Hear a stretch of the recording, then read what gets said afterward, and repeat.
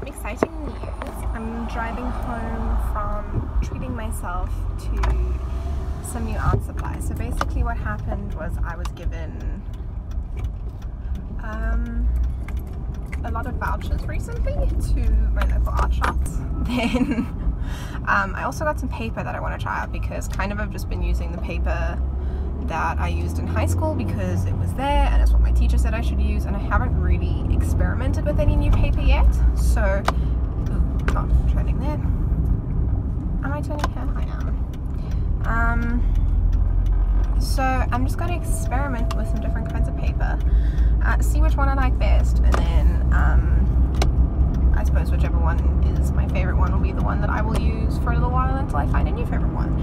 So I'm excited to try those out, and I'm going to show you the process of doing so. I'm not sure when you're going to see this video because I'm probably going to do some more Inktober-y videos first, because tomorrow is the 1st of October, so we'll see what happens. But I'm going to show you my little haul when I get home, and I'm very excited. So I got two different kinds of paper. This one is a 50% cotton paper, and this one is a cellulose paper. So this one's a little bit brighter than this one, which I don't think will be an issue. But yeah, it's also a little bit smaller. So if I line it up to the other two corners, it's about that much difference in the paper sizes. So not a huge difference, but a difference. Yeah, and so I'm going to try these two out and hopefully I get good results. Then I got a watercolor block, which I'm excited to try. I've never worked as a block before. So basically a block are like glued. Wow.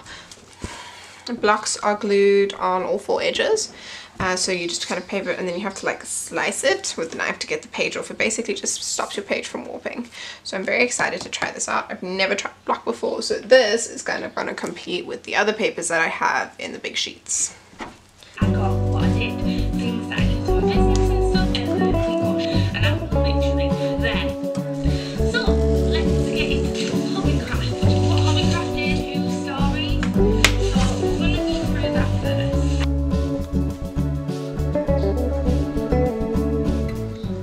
So one small issue that, well, not really an issue, just kind of like a workaround I've had to come up with. So obviously because it's glued here, I can't put this on a light box and trace my sketch onto the page, obviously. So this is just a terrible piece of paper that I did a rough sketch on of what I want to paint. And so now what I have to do is find another way to transfer the stuff. So what I'm going to do is I'm going to color on the back with a pencil and then kind of go over it, and then it'll make the pencil lines go from this page onto this page. So useful tip for anyone who's trying to work with a watercolor block and wants to trace an image. Yeah.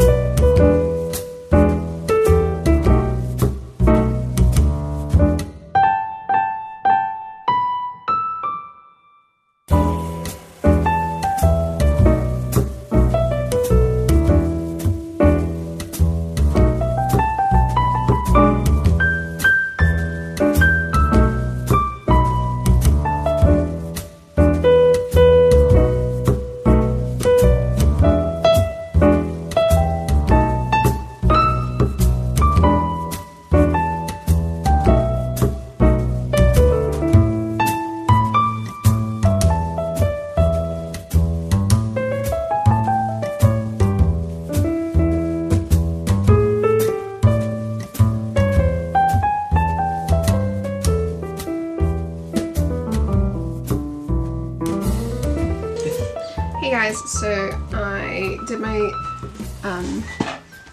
second little house drawing yesterday, which turned out like this. I hope it's in focus, I have no idea, but I'll show you a close-up just now. So I've got two like this, and today I'm doing a third. Basically I just cut off a strip of paper and I'm using the whole strip, so there's another section that goes on the end here. It's a bit thinner. Not very, what's the word, like the same? Standard. I'm looking for the word standard in terms of sizing, but that's okay. Because I'm going to be making a series of little card designs, which is quite exciting. I think I've stuck this paper on back to front.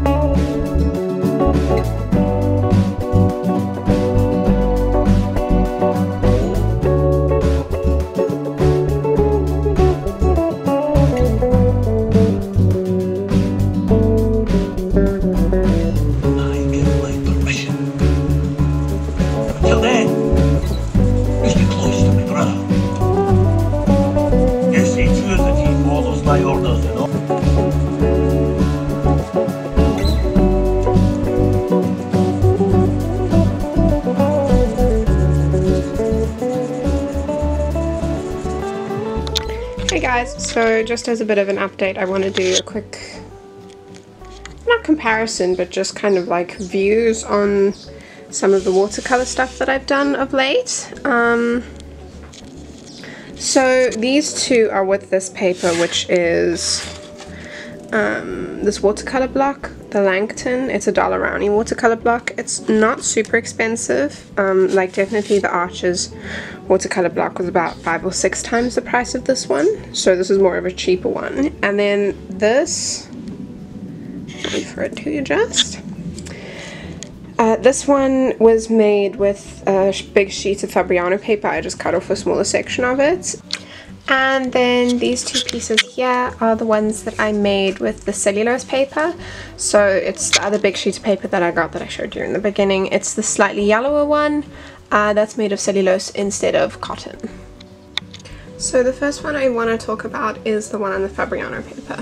So the first thing that you'll see is this paper is, I don't know if you can really see on camera, is whiter than the Langton $1 rounding paper. And then hopefully you can see that it's also, the Fabriano paper is slightly whiter than the cellulose paper, but the cellulose paper isn't quite as yellow as the Langton.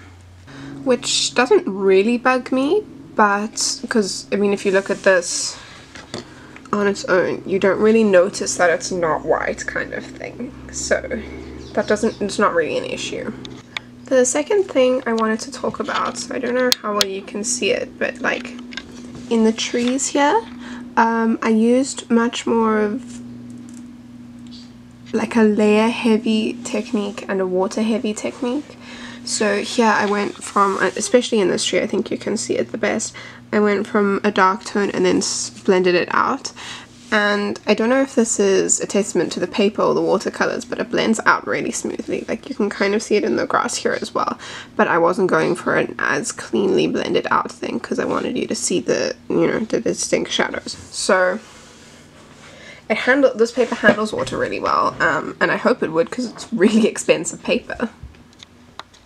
So hopefully you can see it well in this example, but there's no, especially in this bigger section here where I've done like a smoother, flatter gouache, there's it's easier to be flat on this paper than it is on the Dollarani paper. I'll show you what I mean now. Here. Which is an effect I don't mind. It's not like this really offends me. It's just kind of an observation on the paper, is that this does tend to happen if you don't do the whole thing fast enough. Whereas this paper, if I did the same thing, it's, if you just make the whole section wet so that it kind of dries together, then you don't get that liney effect. And then I found that the same thing that was true for the Fabriano paper is kind of true for this one. Like here specifically in the cheek, you can see that the flat wash is nice and flat. You can't really see it in the leaves so much because I did go over it quite a bit with colored pencil. But believe me when I say that, I mean, you can kind of see it here, that it was a lot more comparable to, say, the experience here versus the experience here. And then also with this paper, it does really very well. Very well. You see it specifically here in this kind of orange flower area and the leaves and stuff. It does really well with single coats of color. So if you just do like one wash and not too many layers, it does really well. The colors are very vibrant on this paper, which I'm quite happy with. But if you start trying to layer too many colors together, it kind of, let's see if I can zoom in. So specifically in these petals here, the colors start to lift off the page. But again, depending on what you're trying to use it for, it doesn't bug me. Then similarly to the Langton, I've noticed that with this cellulose paper, I tried to layer some darker colors on top here like I did in the trees in the Fabriano example.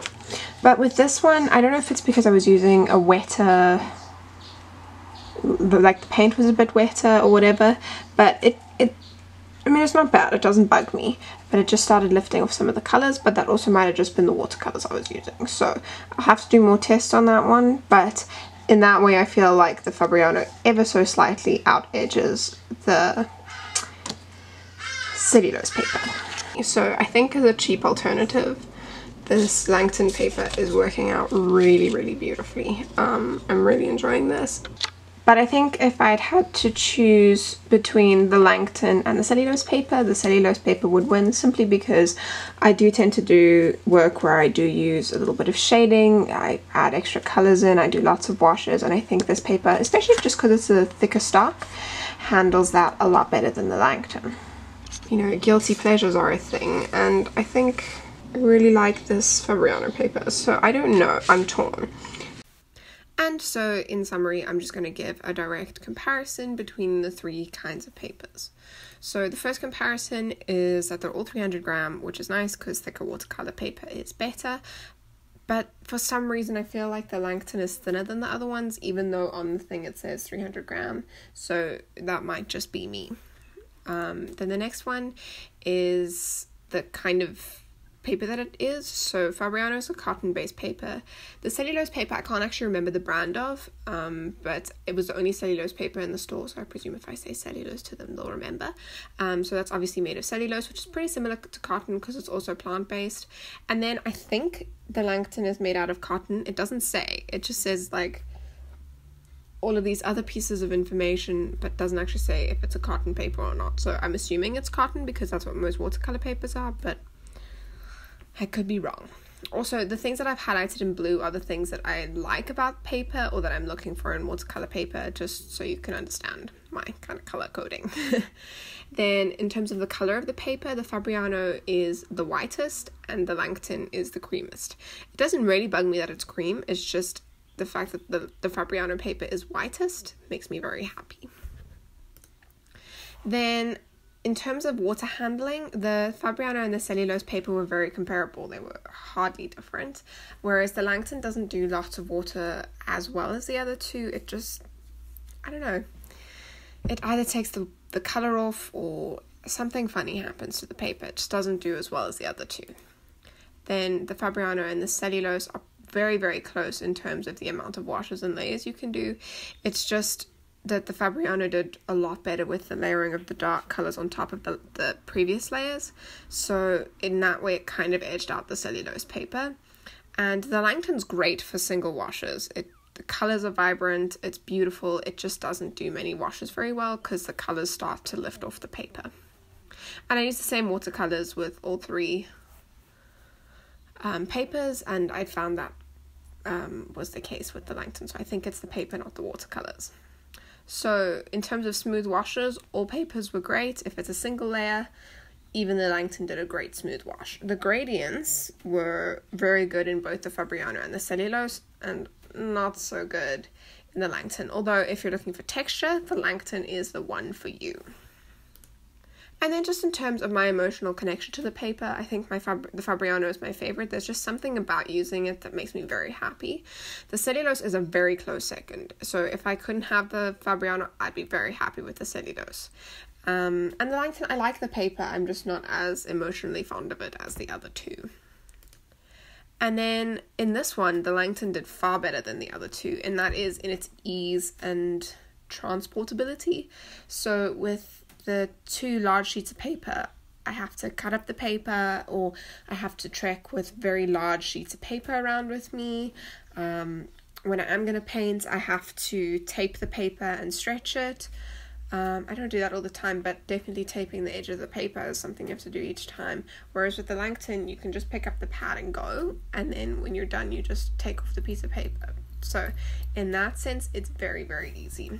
And then lastly, in terms of price, because it's a factor in buying paper, the Fabriano is definitely the most expensive, and then the cellulose was not as expensive as the Fabriano, but not as cheap as the Langton. So the Langton, if you're just starting out and still want a good watercolor paper, is a great paper for you to have. Or if you like that, or if you paint very lightly with water with single washes and like very bright, vibrant colors, the Langton is for you. Then between the Fabriano and the cellulose, the Fabriano is more expensive, but I like it a little bit more. So if I have the money, I'll probably go for the Fabriano. But if I don't, the cellulose is a very, very great, very comparable option that is cheaper.